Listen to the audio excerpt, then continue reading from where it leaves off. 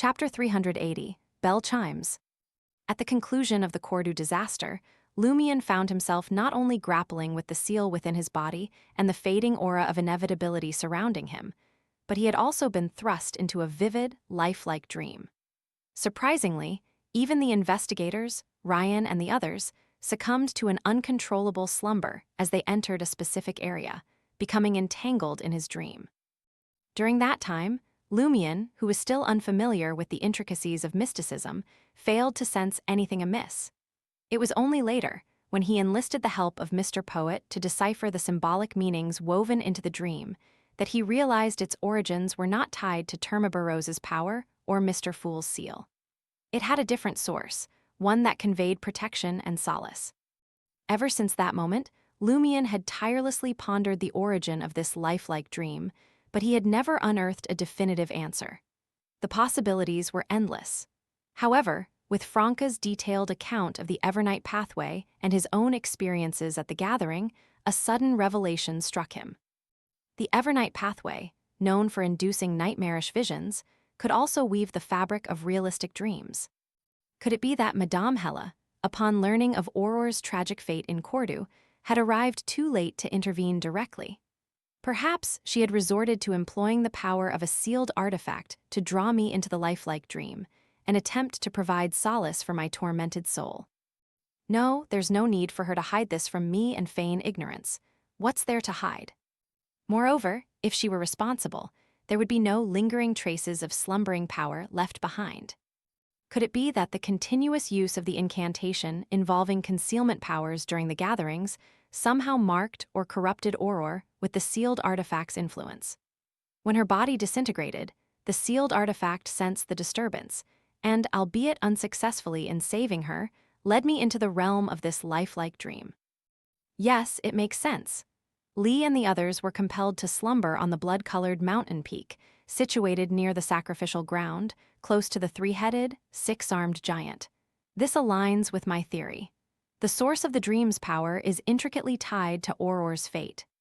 Franca observed Lumion's prolonged silence, realizing he was deeply engrossed in contemplation. She wisely refrained from interrupting, allowing him to return to the present before gently inquiring, "What thoughts have crossed your mind? Do you recall the Cordu disaster I mentioned? There's an area around the sacrificial ground, which became the blood-colored mountain peak. Anyone who ventured into it fell into a deep slumber and experienced a realistic dream," Lumion explained succinctly. The more Franca absorbed his words, the more astonishment and trepidation filled her. Could it be that there's something wrong with Madame Hella too? I don't think so. Lumion shook his head in response and outlined the crucial aspects of his conjecture. Relief washed over Franca, and she couldn't hide her emotions. This theory does seem to fit the circumstances. Right, did you notice? The initial part of the incantation features a three-line honorific name. This implies that the sealed artifact either possesses characteristics of a living entity or was once alive.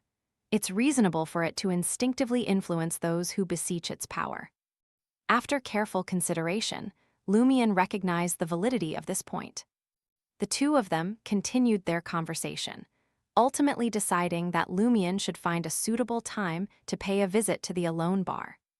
Returning to the Auberge du Coq Doré, Lumion drew the curtains and settled at the table. Bathed in the soft glow of the carbide lamp, he began composing a letter addressed to Madame Magician. The letter primarily centered around the Armored Shadow's performance and its response. Lumion was particularly interested in gathering information about the ancient sun god and its connection with the Aurora Order.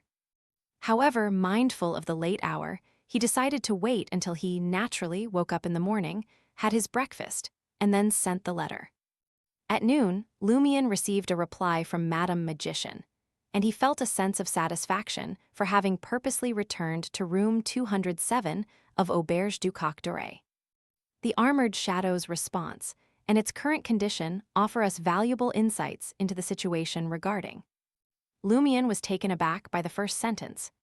His gaze fixated on the blank portion of the sentence, uncertain whether Madame Magician had intentionally injected humor into her letter, or if some form of distortion had affected the message.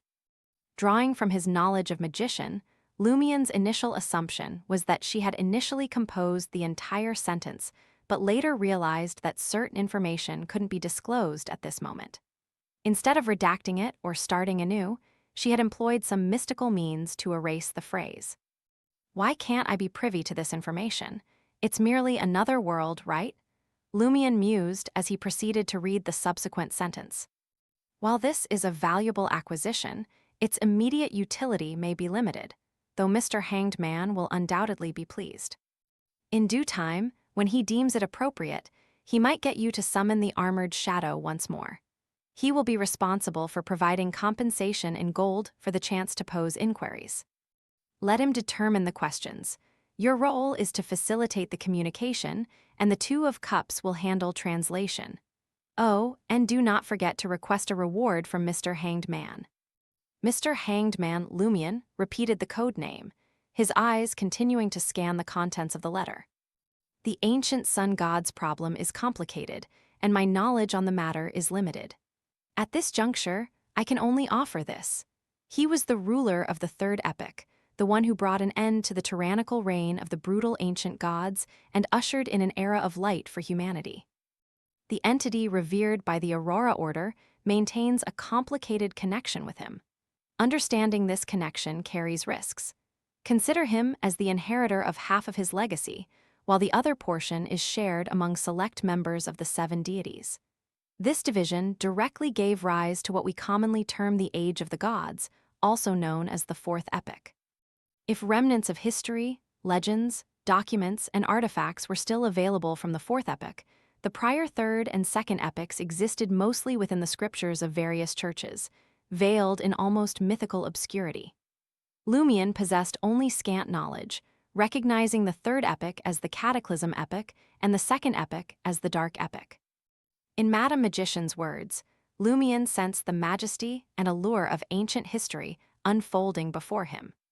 The brutal ancient gods, the ancient sun god who ended humanity's dark age, the ruler of the third epoch whose demise remains shrouded in mystery, and the age of the gods that emerged from his corpse. Why would such an ancient deity give birth to someone like Ammon? And who is Ammon's mother? Could there be a connection between Ammon and the figure revered by the Aurora Order? The more Lumien contemplated this, the more he discerned problems with the ancient sun god's method of raising offspring.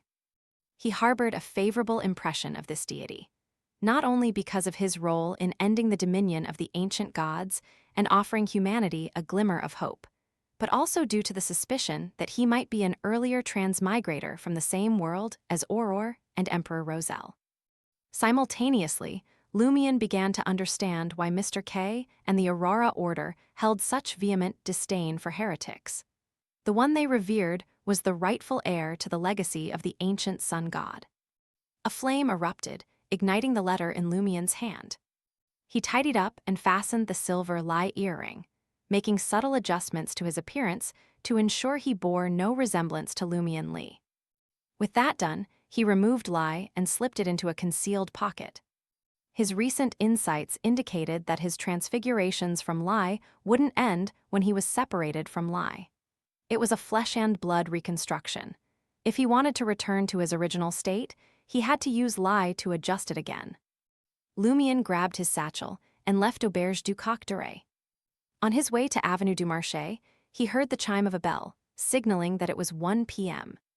Lumien retrieved the golden pocket watch he had borrowed from Salle de Balbrise and synchronized it with the distant tolling of the bell. The pocket watch would lose a minute every few days. After a journey of more than half an hour, Lumien arrived at Rue Ancien. His steps led him toward the Alone Bar, and his gaze naturally drifted across Salle de Bal Unique. At that moment, the establishment had yet to see many customers. 3 guards, each sporting a monocle over their right eyes, lounged in various corners, engaged in sporadic conversations or drifting into daydreams. A postman in a distinctive blue uniform adorned with floral patterns parked his bicycle by the roadside and approached Salle de Bal Unique's mailbox, clutching a stack of letters. Like the guards, he too wore a monocle on his right eye. An inexplicable shiver coursed through Lumien's scalp, prompting him to avert his gaze and continue his course into the alone bar. Inside, the dimly lit atmosphere persisted, casting a shadowy ambience even at noon. At present, Lumian found himself the sole patron. The bartender stationed behind the bar counter was not the same individual as before. Instead, it was Lee, the Bureau 8 investigator, whom Lumian recognized. She was attired in a white shirt, a bow tie, and a black knee-length dress. Her hair had been elegantly tied into a simple bun, adorned with tiny silver bells, a departure from her previous appearance, exuding a distinct charm. "Gin on the rocks," Lumian stated as he settled onto a bar stool at the counter, tapping the surface lightly. A chuckle escaped him as he continued, "Why do we have a new bartender?" Lee cast a playful glance in his direction and quipped, "Monsieur, there's no strict rule that dictates a bar must employ only one bartender. That would surely lead to their exhaustion." "Fair enough," Lumian agreed, paying 8 licks for his drink and patiently awaiting the arrival of his iced gin. After savoring his beverage for nearly 10 minutes, he casually inquired, "Is there a typewriter available here? I've just remembered a document I need to complete." Lee, wiping a glass, responded, "In the room next to the theater in the cellar, there's a typewriter reserved for scripts. It costs 2 licks and 1 koppit for each sheet of paper." "That's quite pricey," Lumian muttered as he rose and entered the cellar with his glass of gin. He steered clear of the Marionette Theater, harboring some lingering unease from his previous encounter. Instead, he ventured into a nearby room. There was indeed a brass mechanical typewriter here, and a man engrossed in reading a newspaper beside it. Lumian, in line with his prior preparations, proceeded to type out a brief document. Some of the worn letters on the typewriter matched the information provided by Loki with uncanny precision. Satisfied with his work, Lumian offered payment to the silent man for his use of the typewriter and paper before promptly exiting the somewhat eerie basement room. As he returned to the bar's lobby, he was abruptly met with fugue as he heard the faint chime of a bell. Lumian swiftly regained his composure and directed his gaze towards Lee, noticing that she displayed no signs of alarm or surprise. "Did you hear the bell?" Lumian inquired, placing his glass on the bar counter. Lee furrowed her brow. "The hour has not yet struck. Why would the bell toll?" Suppressing his bewilderment, Lumian finished his drink and departed the alone bar. While passing Salle de Bal Unique, he observed that only 2 guards with monocles remained stationed at the entrance. The postman was conspicuously absent. Without further ado, Lumian continued down the street, putting distance between himself and the establishment. As he boarded a public carriage headed back to the market district, the clock chimed 2 o'clock with impeccable precision. Instinctively, Lumian retrieved his pocket watch, opening it to check the time.